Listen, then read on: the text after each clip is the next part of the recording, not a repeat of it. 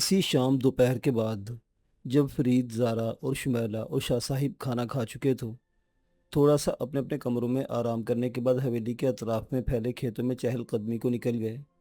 شاہ جی اپنے مہمانوں کو مختلف پھلوں کے درخت، کھیتوں میں اگنے والی فصلوں کی نوعیت اور جڑی بوٹیوں اور پھلوں پتوں کے بارے میں بتا رہے تھے۔ معلوم نہیں شمیلہ کے من میں اس وقت کیا کیا خیالات آ رہے تھے، اور مغرب سے چلنے والی ٹھنڈی ٹھنڈی ہوا اس کے جسم کو معطر کر رہی تھی یا تیزاب کی طرح جلا رہی تھی۔ لیکن فرید بھائی اور زارا محسوس کر رہے تھے کہ حویلی خوشنما ماحول میں واقع ہے۔ یہ مٹی کا ایک پختہ اور بڑا کوٹھا حویلی ہی کے نام سے گرد و نواح میں معروف تھا۔ حویلی کے چاروں طرف کھلے بڑے کھیت اور مختلف اقسام کے درخت تھے۔ کھیت کے عین سرے پر حویلی کے مرکزی دروازے کے سامنے دو تین جھگیاں تھیں، جہاں ایک میں شاہ جی کا ملازم پنو تھا جو اپنے بال بچوں سمیت رہتا تھا، جو شاہ صاحب کا خدمت گار بھی تھا اور شاہ صاحب کے کھانے بنانے کے علاوہ مہمانوں کی خاطر تواضع کا ذمہ دار بھی۔ اس کے علاوہ پنو کی جھگی کے ساتھ ہی ایک بڑا حجرہ بنا ہوا تھا۔ شاہ صاحب کی اپنی بیٹھک اور مہمانوں سے میل ملاقات اسی حجرے میں ہوتی تھی۔ اپنے کوٹھے یا حویلی کے اندر کسی غیر کا داخلہ ممنوع تھا، اور شاہ صاحب اس حویلی کے اندر تنہا رہتے تھے۔ البتہ کوئی خاص قسم کے مہمان آ جائیں جن کے ساتھ فیملیز یا خواتین بھی ہوں، جیسے فرید بھائی، زارا اور شمیلہ آ گئے تھے، تو انہیں شاہ جی حجرے میں نہیں بلکہ اپنی حویلی کے اندر شرف ملاقات بخشتے تھے۔ موصوف ایک انتہائی مرنجہ مرنج، ملنسار، مشفق اور مہربان طبیعت کے آدمی تھے، جو اپنے معتقدین اور مزارین اور دوسروں کے ساتھ بھی بہت اخلاق اور دھیمے لہجے میں بات کرتے تھے۔ تعلیمی پس منظر کا حوالہ کچھ نہیں ملتا تھا، کتنا پڑھے اور کہاں تک پڑھے ہیں، لیکن گفتگو سے پتہ چلتا تھا کہ مطالعہ رکھتے ہیں۔ الفاظ کا ذخیرہ بھی ہے جنہیں موقع محل کے اعتبار سے استعمال کرتے ہیں۔ گفتگو میں فارسی شعراء اور اشعار کا حوالہ بھی دیتے ہیں۔ کبھی کبھار کبیر اور تلسی داس کو بھی دہراتے ہیں، اور کبھی کبھار اپنی گفتگو کا سلسلہ تصوف کی منظروں سے ملا دیتے ہیں۔ لیکن ان سب خیالات اور تصورات کے باوجود ایک مکمل دنیا دار تھے۔ زمینوں کا حساب کتاب اور مزاروں کے ساتھ صحیح لین دین اور فصل کے بیوپاروں پر کڑی نگاہ رکھنے والے آدمی تھے۔ سب کے ساتھ انصاف کرتے تھے، کسی کا حق کبھی نہیں مارا، بلکہ حجرے میں جب داخل ہوتے تو ان کے داخلے سے پہلے کوئی نہ کوئی غرض مند پہلے سے وہاں ضرور موجود ہوتا، اور کبھی کسی غرض مند کو مایوس نہیں کرتے تھے۔ تاہم ان کی ازدواجی زندگی متنازع اور کچھ اس طرح کی تھی کہ اس پر کئی طرح کی باتیں ہو سکتی تھیں، لیکن شاہ جی کا لوگوں کے ساتھ اچھا اور مشفقانہ رویہ کسی کو شاہ جی پر انگلی اٹھانے کا موقع فراہم نہیں کرتا تھا۔ اس دن شاہ جی نے پورا دن زارا، شمائل اور فرید بھائی کے ساتھ گزارا۔ دوپہر میں تھوڑا سا آرام کرنے کے بعد انہوں نے مختصراً حویلی کا پورا جغرافیہ اور محلے کو ان لوگوں کو بتا دیا، اور ان کی گفتگو اور رویے سے زارا اور فرید بھی بہت متاثر ہوئے، اور متاثر تو شمائلہ بھی ہوئی، لیکن وہ ایک عجیب کشمکش اور گومگو کے عالم میں تھی کہ آگے جو کچھ ہونا ہے وہ فرید بھائی یا زارا کے ساتھ نہیں، شمائلہ کے ساتھ ہونا ہے۔ اور کوئی شبہ نہیں کہ شاہ صاحب ایک طلسماتی شخصیت کے مالک دکھائی دیتے تھے، لیکن ساتھ ہی ساتھ ان کی شخصیت میں ایک راز، ایک تجسس، ایک اصرار دکھائی دیتا تھا۔ اس دن سحر کے وقت کھیتوں میں چہل قدمی کرتے ہوئے اچانک شاہ جی رکے تو زارا، شمائلہ اور فرید بھائی بھی رک گئے۔ اب ایک ضروری بات، شاہ جی نے رکتے ہوئے کہا، اور حسب عادت ناک کا ایک نتنا انگوٹھے کے پور سے بند کر کے دوسرے نتنے سے ہلکا سا سانس لیا، جیسا پھول پتوں سے معطر تازہ ہوا کا جھونکا دماغ میں داخل کر رہے ہوں۔ ضروری بات یہ ہے کہ میں شمائلہ خاتون سے علیحدگی میں بات کرنا چاہتا ہوں۔ آپ جب تک کھیتوں کی سیر کریں، کوئی پھل اچھا لگے تو توڑیں، یہ اپنے کمرے میں جا کر آرام کریں۔ ہم چاہتے ہیں کہ شام کو واپس۔ فرید الدین نے زارا کے ساتھ یہ پروگرام بنایا تھا کہ شام تک وہ لوگ فارغ ہو کے شہر واپس روانہ ہو جائیں گے۔ نہیں نہیں نہیں بھائی، اب میکا ہے شمائلہ خاتون کا، اور شادی کے بعد دلہن کا رابطہ میکے سے اس طرح نہیں ٹوٹنا چاہیے جس طرح آپ توڑ کر جا رہے ہیں۔ اگر ایک ہفتہ نہیں تو کم از کم 4 دن آپ ضرور یہاں رکیں۔ ویسے بھی ہمارے مہمان یہاں آتا اپنی مرضی سے اور جاتا ہماری مرضی سے ہے، ٹھیک؟ پھر شاہ جی سوالے نظروں سے فرید الدین کو دیکھنے لگے۔ ٹھیک جناب، جو حکم۔ فرید نے تائید کی مہر لگائی۔ تو پھر ہم آپ کو کچھ دیر کے بعد ملیں گے، شاہ جی نے کہا، اور پھر گردن دھیرے دھیرے دائیں جانب کو اس طرح گھمائی جیسے نماز کا سلام پھیرا جاتا ہے، اور آدھا سلام پھیر کر جیسے شمائلہ سے نہایت نرم رو اور مہذب انداز میں بولے، تشریف لائیے، اور ہاتھ آگے بڑھا دیا، جس کا مطلب تھا کہ وہ شمائلہ کے پیچھے پیچھے چلنا چاہتے ہیں۔ شمائلہ نے تھوڑا سا تامل کیا، ایک سوالی نظر فرید بھائی کے چہرے پر ڈالی، جہاں فرید بھائی کی آنکھوں میں رضامندی اور سر میں اس بات کی ہلکی سی جنبش تھی، اور شمائلہ دھڑکتے دل کے ساتھ شاہ جی کے بتائے ہوئے راستے پر چلتے ہوئے شاہ جی کے ساتھ حویلی کے اندر داخل ہو گئی۔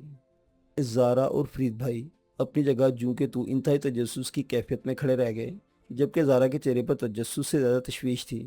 یہ کیا کیا تم نے؟ شمائلہ کو اکیلی کیوں جانے دیا اس کے ساتھ؟ زارا نے تشویش سے کہا، پاگل ہو تم، شمائلہ نے اسی کے ساتھ تو رہنا ہے۔ فرید نے خیال ظاہر کیا، اور پھر تسلی دیتے ہوئے کہنے لگا، اس میں پریشان ہونے کی بات نہیں، وہ ایک ذمہ دار اور معقول انسان ہے، اور پھر ویسے بھی شام تک ان کا نکاح تو ہو ہی جائے گا، لیکن نکاح سے پہلے زارا نے پھر تشویش ظاہر کی۔ نکاح سے پہلے کچھ نہیں ہوگا، کوئی بات چیت کرنا چاہتا ہے وہ۔ نکاح سے پہلے 10 طرح کی باتیں نہیں ہوتی کیا؟ سب ٹھیک ہوگا، پریشان نہ ہو، فرید نے زارا کی پریشانی دور کرتے ہوئے کہا، لیکن در حقیقت وہ خود بھی پریشان ہو گیا تھا اور زبردستی اپنی پریشانی کو دور کرنے اور چھپانے کی کوشش کر رہا تھا۔ آؤ چلے کمرے میں، وہاں آرام کریں گے، اس نے زارا سے کہا اور دونوں کمرے میں چلے گئے۔ آج غروب آفتاب کے بعد انشاءاللہ آپ میرے نکاح میں آ جائیں گی۔ اس وقت کمرے میں میرے اور آپ کے سوا اور کوئی موجود نہیں۔ میں چاہتا ہوں نکاح سے پہلے کھل کر بلا تکلف بات چیت ہو جائے، کچھ آپ کہیں، کچھ میں کہوں، کچھ آپ سنیں، کچھ میں سنوں، تاکہ کوئی ابہام باقی نہ رہے۔ شاہ صاحب نے کمرے کی خاموشی میں اپنی مدھم لیکن گھمبیر آواز کی گونج سے ایک ارتعاش پیدا کیا۔ شمالہ کے من میں عجیب و غریب کیفیت ہو رہی تھی۔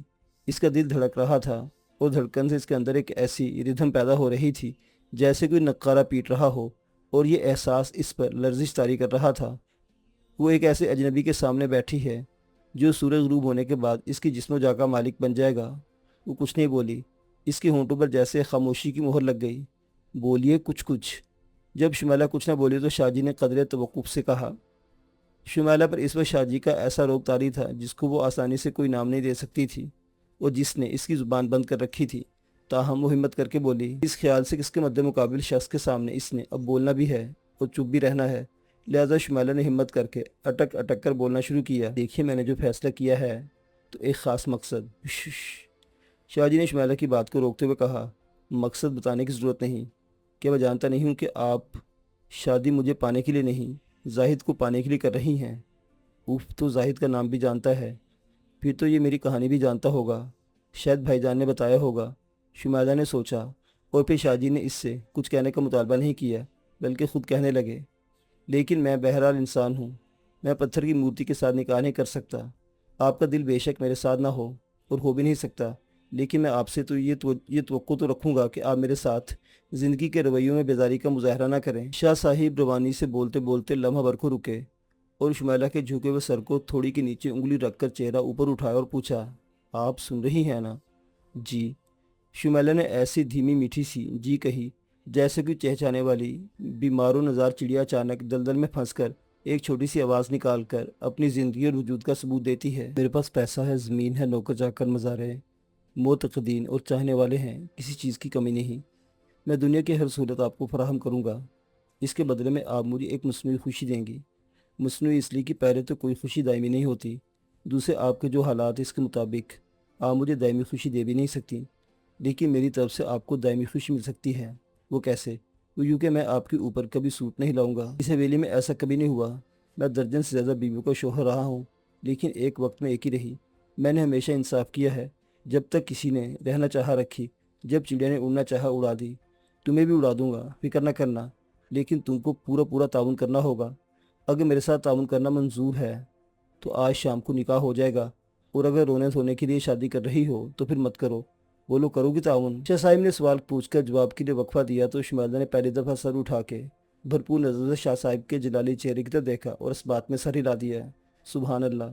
شاہ صاحب نے بھی شمالہ کے چہرے پر بھرپور نگاہ ڈال کر داد دیتے ہوئے کہا، عبد الرحمن چغتائی کی تصویر ہیں آپ، لیکن آپ کو چغتائی نے نہیں، اس باری تعالیٰ نے بنایا ہے جو اس کائنات کے حسن کا سب سے بڑا مصور ہے۔ اس لیے اس حسن پر اترانے یا ناز کرنے کی ضرورت نہیں کہ اس کی تشکیل میں آپ کا کوئی عمل دخل نہیں۔ مسلسل بولتے ہوئے شاہ صاحب اچانک چپ ہو گئے اور شمالہ سر جھکا کے اس کی مسلسل گفتار سنتے ہوئے تھکن محسوس کر رہی تھی، تاہم اسے شاہ جی کی یہ گفتگو بور نہیں لگی تھی۔ اس کی گفتگو کے اندر شمالہ کی کوئی ایسی دلچسپی محسوس کر رہی تھی جسے کوئی نام دینا پھر اس کے لیے مشکل ہو رہا تھا۔ تم نے کوئی سوال پوچھنا ہے؟ تھوڑے سے توقع کے بعد شاہ جی نے شمالہ سے سوال کیا۔ جی۔ وہ فوراً بولی، شاید اس کے ذہن میں کوئی سوال تھا لہٰذا پوچھا، کیا میں آپ کے ساتھ شادی کرنے کے بعد زاہد سے مل سکوں گی؟ ضرور، شاہ جی نے بے ساختہ کہا، لیکن میری اجازت کے بغیر نہیں۔ توبہ، شمالہ نے دل میں کہا، کتنا زیرک آدمی ہے، اقرار بھی نہیں کیا اور انکار بھی نہیں۔ شمالہ نے پھر تھوڑا سا توقع کیا اور پھر رضامندی دیتے ہوئے بولی، ٹھیک ہے جی، منظور ہے مجھے۔ پھر وہ اٹھ کر کھڑے ہوئے کہنے لگے، اب آپ جائیے، فرید اور بیگم فرید منتظر ہوں گی اور منتشر بھی، جا کے تیاری کیجیے، مغرب اور عشاء کے درمیان نکاح ہوگا۔ شمالہ اٹھی، اس نے سر اسی طرح جھکائے رکھا۔ کافی حد تک اس کا ڈر اور خوف کم ہو چکا تھا۔ وہ کھڑی رہی، غالباً شاہ جی کے حکم کی منتظر تھی۔ خدا حافظ، شام کو ملاقات ہوگی۔ शाह जी ने कहा, और शुमैला तेज से डग भरती कमरे से निकल गई। शाम को निकाह था। निकाह एक अलग बैठक में हुआ। कोई ख़ास एहतमाम नहीं था। कुछ इस तरह सारी कार्रवाई हुई जैसे रोज़ की मामूल की बात हो।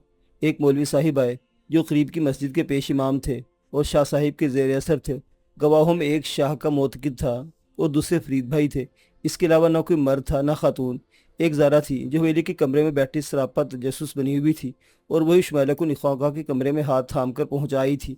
इसने बहुत कोशिश की थी कि शुमैला को सुर्ख जोड़ा पहनाए जो वो आते वक्त लाहौर से साथ लेकर आई थी, लेकिन शुमैला नहीं मानी।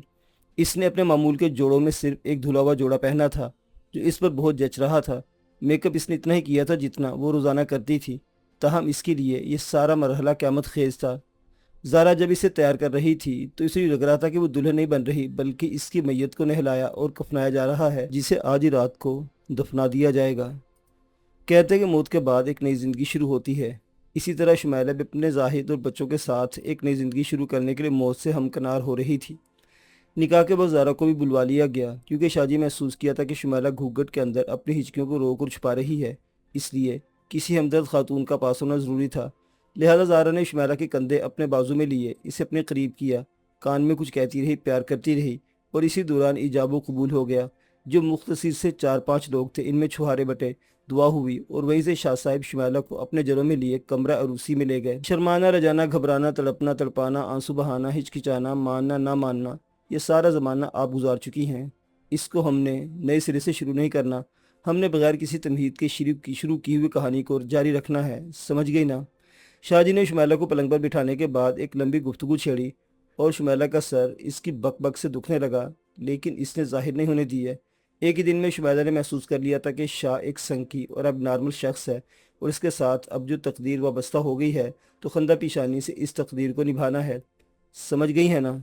शाहजी ने पूछा। जी, शुमैला आहिस्ता से बोली। शाबाश। शाहजी ने फिर इसकी जी को सराहा और आगे बढ़कर मुसायरी के अक़ब में रखी वार्डरोब का दरवाज़ा खोल दिया जिसमें एक सिरे से दूसरे सिरे तक हमा अक़साम के लेडीज़ कपड़े हैंगरों में टंगे हुए थे। मैं रहता तो गाँव में, लेकिन औरत का लिबास गाँव का नहीं रखता हूँ। तुम जैसा भी शब ख्वाबी का लिबास पहनना चाहो इस वार्डरोब में मौजूद है। ये भारी भरकम सूट उतार कर अपनी मर्ज़ी के मुताबिक हल्का फुल्का लिबास पहन लो। मैं 10 मिनट के अंदर वापस कमरे में आ रहा हूँ। ये कहकर वो चुपचाप कमरे से बाहर निकल गए। शुमैला थोड़ी देर में इसके मिजाज को समझ गई थी, लिहाजा इसने इसकी मर्ज़ी के मुताबिक लिबास पहन लिया। शाह साहिब जब वापस आए तो एक तिरछी निगाह से शुमैला को देखा। सुबहान अल्लाह, वो बेख्तियार कह उठे। थोड़ी देर पहले जो मेरे सर में दर्द था अब खुद ब खुद जाता रहा। फिर एक टैबलेट खा लेता हूँ। ये कहकर उन्होंने कबाड़ के अंदर से एक शीशी निकाल कर एक गोली मुंह में डाली और सर को झटका देकर पानी के बगैर हलक से नीचे उतार ली और शुमैला सिमटती चली गई। उठ जाइए, सुबह हो गई है। बाहर सुबह बहुत खूबसूरत है। शाह साहिब ने खिड़की से हाथ बढ़ाकर फूल की पत्ती तोड़ी और शुमैला के रुखसार पर फेर तो बहुत प्यार से कहा। शुमैला रात सोई ही कहाँ थी। पूरी रात अंगारों और कांटों पर लौटती रही। अभी सुबह के वक्त ज़रा थकन उतारने की कोशिश कर रही थी कि शाहजी ने फूल की पत्ती जिसके रुखसार पर फेरी तो इसे यूँ लगा जैसे कांटों का जाल चल रहा हो। वो हड़बड़ाकर उठ बैठी। आ जाओ मेरे पीछे पीछे, शाहजी ने कहा और हवेली से बाहर निकल गए।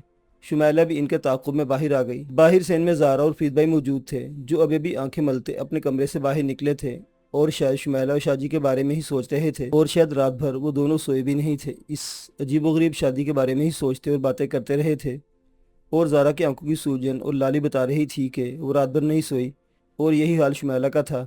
इसकी आंखें भी लाल थी और सूजी हुई थी और जब दोनों सूजी हुई लाल आंखों के साथ आमने सामने हुई तो उस्ताद दामन की किसी शेर की तशरीह बन गई थी। शाहजी शुमैला को साथ लिए करीब आए और बहुत खुशगवार मूड में दरख्त और पत्तों की तरफ देखकर फरीद भाई से मुखातिब होकर बोले, फरीद मियाँ देखो सुबह कितनी खूबसूरत है। और फरीद ने बिला तामुल मायने खेज अंदाज में कहा, इसमें क्या शक, हम ज़रा गुस्ल के लिए जा रहे हैं, चलोगे? फिर शाह साहब ने मौजू बदल कर पूछा, कहाँ शाहजी? फरीद ने इस्तफसार किया। वो सामने दरख्तों का झुंड देखा है। शाहजी ने खेतों की सीध में दूर तक निगाह डाली और दूर एक दरख्तों को और झाड़ियों के झुंड की तरफ इशारा करके कहा, जी देखा। फरीदुद्दीन ने जवाब दिया, वहाँ चश्मा है पानी का जहाँ मैं सुबह सुबह नहाता हूँ। शाहजी ने कहा और फरीद से कहने लगे, आ जाओ। लेकिन सर, फरीद ने कदरे तामुल से कहा, ये तो बहुत दूर है, अगर रास्ता हो तो गाड़ी ले चलें। सुबह की सैर कभी किसी ने गाड़ी में की है क्या? पैदल चलेंगे और जब मेरी उम्र के आदमी को दूर नहीं लगता। तुम तो जवान हो, लगाओ दौड़ मेरे साथ, दोनों के स्टेमिना का इम्तिहान भी हो जाएगा। शाहजी बहुत खुशगवार मूड में कहा और फरीद का हाथ थाम कर कहा, आ जाओ। फरीद चल पड़ा तो शाहजी रुककर शुमैला और ज़ारा दोनों को मुखातिब हुए, اور ہاں، غسل خانے میں خواتین کے نہانے دھونے کے لیے ٹھنڈا اور گرم پانی موجود ہے۔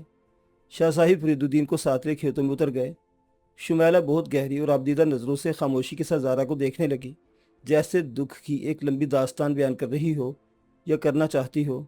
زارا نے بھی اسے خاموش فریاد کرتی نظروں سے دیکھا، اور پھر دونوں کسی مقناطیسی قوت سے ایک دوسرے کی طرف کھنچ کر گلے ملی اور پھوٹ پھوٹ کر رونے لگی۔